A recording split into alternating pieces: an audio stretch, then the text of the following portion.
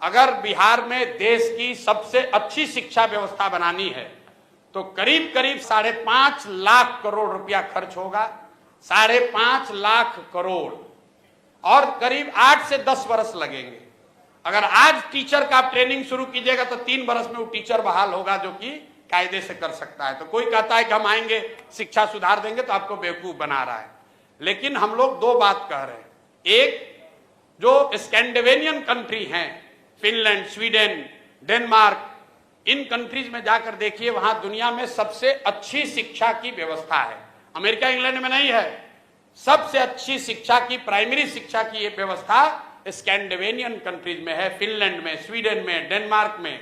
वहां पर उन्होंने क्या किया है, उन्होंने एक बहुत सिंपल चीज निकाला कि rather than taking school to every village, they are taking children to the good school. मतलब हर गांव में स्कूल बनाने के बजाय 4-5 जगह पर, अच्छी जगह पर बड़े स्कूल बना दिए गए और लोगों को स्कूल बस की सुविधा दे दी गई ताकि लोग अपने बच्चों को वहां भेज सके। बिहार में इसका जब मैंने अध्ययन कराया तो ये पाया कि प्रखंड के स्तर पर अगर 5 स्ट्रेटेजिक लोकेशंस पर अच्छे विद्यालय बना दिए जाए और स्कूल बस की सुविधा दे दी जाए तो औसतन 8 से 9 किलोमीटर मैक्सिमम बस की दूरी होगी जिस पर कि बच्चों को चलकर आना पड़ेगा। 20 से 30 मिनट से ज्यादा समय उसको नहीं लगेगा। तो बिहार में पहली चीज हम लोग ये करेंगे कि हर प्रखंड में कम से कम एक विद्यालय जो अभी है उसको अपग्रेड करके नेतरहाट के स्तर का विद्यालय उसको बनाया जाए। ये एक विद्यालय क्यों?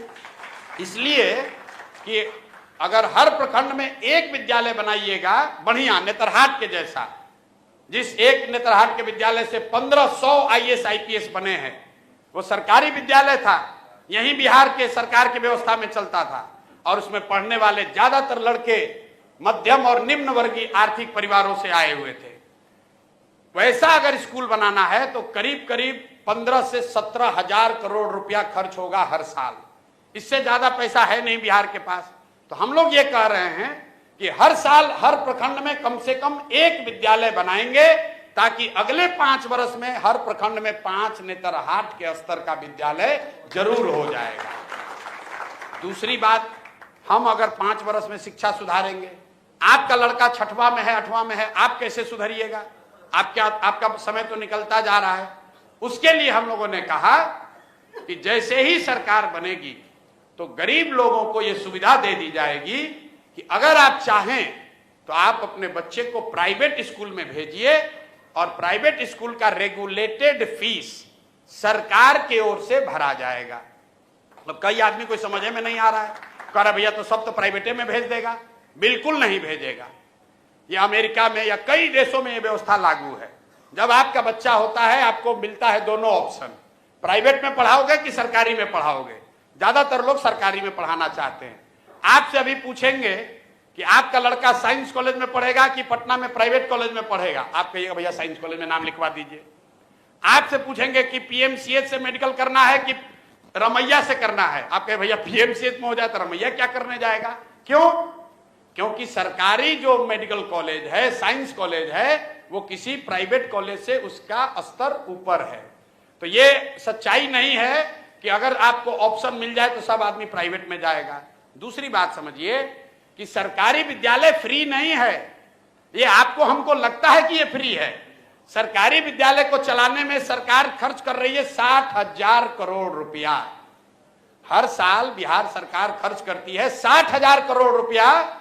तो प्रति चाइल्ड, प्रति बच्चा जो है, जो खर्च है वो प्राइवेट स्कूल से भी ज्यादा पड़ रहा है सरकारी स्कूल में पढ़ाने का। क्योंकि सरकारी स्कूल में मास्टर का कितना है दरमाहा? 45,000, 60,000, 80,000। वही आदमी जब प्राइवेट में पढ़ा रहा है तो 8,000 में काम कर रहा है।